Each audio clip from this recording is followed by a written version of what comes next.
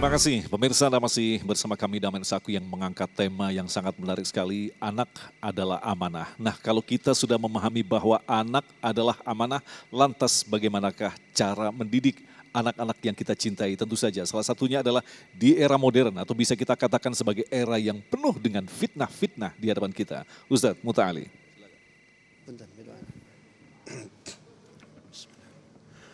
Assalamualaikum warahmatullahi wabarakatuh.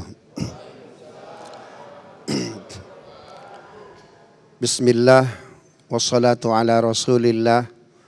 La hawla wa la quwwata illa billah.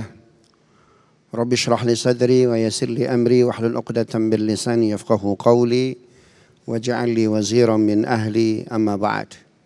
Ibunda tercinta yang hadir di sini, para guru, para kiai, ada Kiai Asep Anom, ada Kiai Jumharuddin, ada Kiai Agung insyaallah.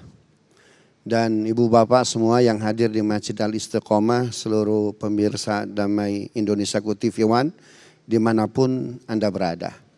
Al-Quran ketika memberi berita gembira, fabasyarnahu atau nubasyiruka, kami beri berita gembira, itu hanya ada pada dua informasi. Satu, masuk surga. Yang kedua, ketika seseorang diinformasikan akan punya anak. Fabasyarnahu bigulamin halim. Hai Ibrahim, kami beritakan gembira akan lahirnya seorang anak yang amat santun. Atau Nabi Zakaria, inna nubasyiruka bigulamin ismuhu Yahya. Hai Zakaria, kami berita gembira akan lahirnya seorang anak namanya Yahya. Jadi anak itu berita gembira yang luar biasa. Nah, anak yang menjadi berita gembira menurut Al-Quran, bukan menurut berita-berita medsos yang terkadang hoax. Kalau ini berita Quran pasti apa? Benar.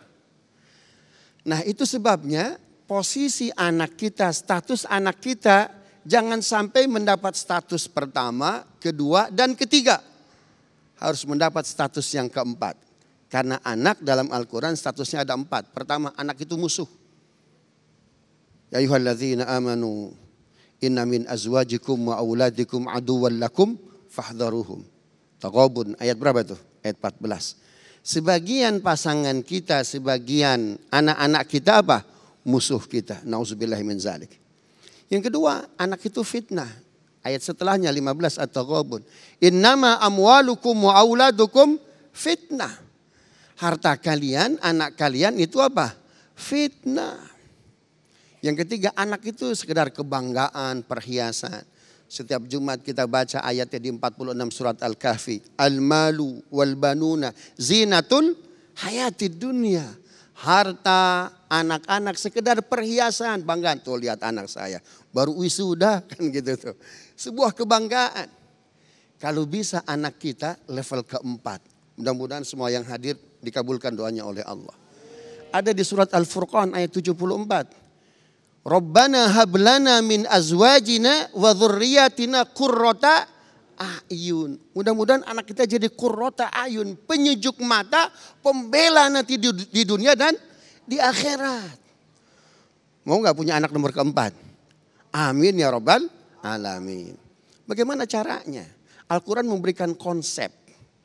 Karena itu Bapak Ibu baca Quran. Ini kurikulum yang luar biasa. Ya, buy one get all, baca Quran dapat semuanya. Enggak ada apa itu margin of errornya dia. Al-Quran memberikan konsep bagaimana mendidik anak. Itu di 129 Al-Baqarah. Rabbana wab'ats fihim rasulan minhum yatslu alaihim ayatika wa yu'allimuhumul kitaba wal hikmata wa yuzakkihim innaka antal azizul hakim. Subhanallah. Jadi di 129 Al-Baqarah, ini tugas kita, tugas guru, tugas dosen. Tadi Kiai Anom, Ustadz Anom bilang bahwa ibu itu al-madrasatul ula. Jadi sekolah pertama. Tugas guru, tugas kita orang tua untuk anak kita ada 3. 1, yatslu alaihim. Membacakan, mendampingi kita mendengar istilah MTQ, Musabaqah Tilawatul Quran. Jadi talayat selu bukan sekedar membaca, tapi membacakan agar anak bisa sampai baca, agar dia gemar membaca. Jadi yang namanya talu tilawatan itu bukan hanya anak bisa baca, tapi dampingi yang dibaca apa. Makanya Musabaqah Tilawatul Quran ada peserta, ada dewan juri. Anak jadi peserta ikut MTQ berarti orang tuanya hebat. Dia bisa baca Quran, dia bisa paham Quran, ada lomba tafsir Quran, ada lomba hifzil Quran. Nanti dites, itu sebetulnya bukan lomba anak tapi lomba orang tua itu. Siapa orang tua yang anaknya berhasil. Jadi ujian anak skripsi, ujian tesis, disertasi. Yang diuji bukan mahasiswa, sebetulnya siapa? Dosennya, pembimbingnya. Sejauh mana orang tuanya, dosennya membina anaknya. Allahu Akbar. Maka ketika talayat selu tilawatan, itu ketika membaca, makanya kurikulum Syekh Abdul Qadir Jailani itu dalam Al-Ghunia bagus betul. Jangan didik anakmu bisa membaca, tapi didik anakmu gemar membaca. Agar anak gemar membaca bagaimana caranya? Orang tuanya harus apa itu?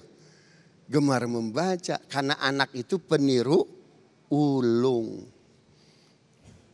Yang kedua, tugas orang tua, tugas guru wa yu'allimuhumul kitab, ta'lim, mengajarkan. Kalau mengajarkan berarti ketika dia mengajar subjek, mata kuliah, mata pelajaran yang akan diajarkan dia paham tidak? Paham. Apa kata Umar bin Khattab? Jangan didik anakmu sesuai zamanmu. Anak-anak sekarang ini generasi alfa nih. Generasi alfa ya. Kalau saya generasi apa nih? Generasi Y. Mas Agung, generasi apa nih?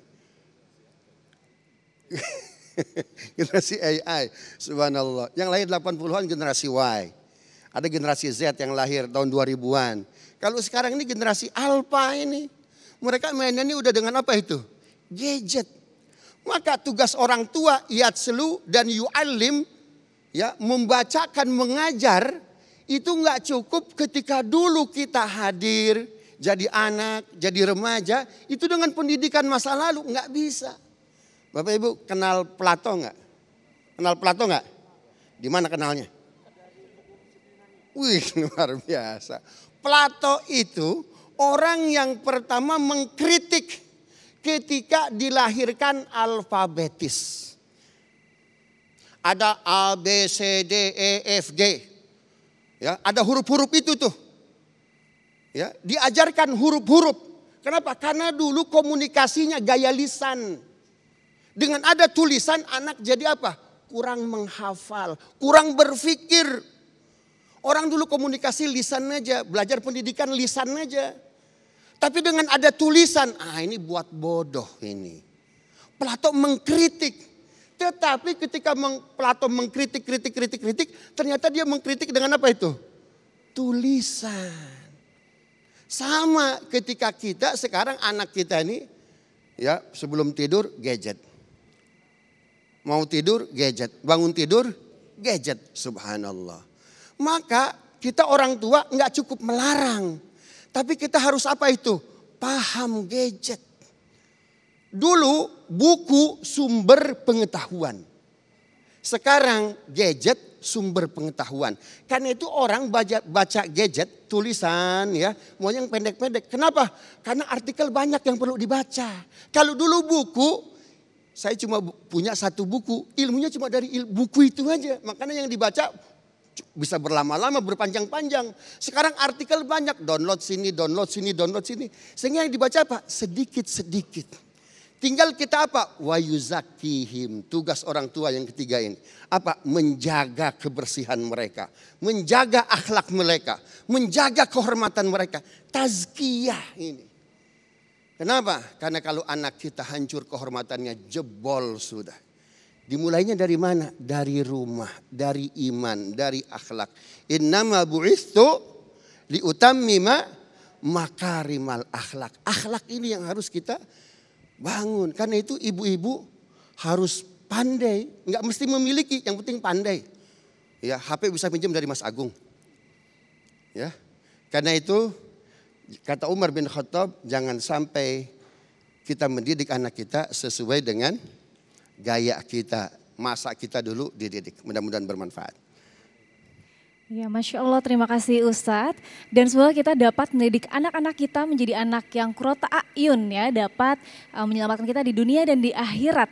Dan selanjutnya kita masih akan mendengarkan tausiah selanjutnya dari Ustadz Jumharudin yang akan membahas pesantren salah satu solusi mendidik anak. Sesaat lagi usai jeda tetap di Damai Indonesiaku.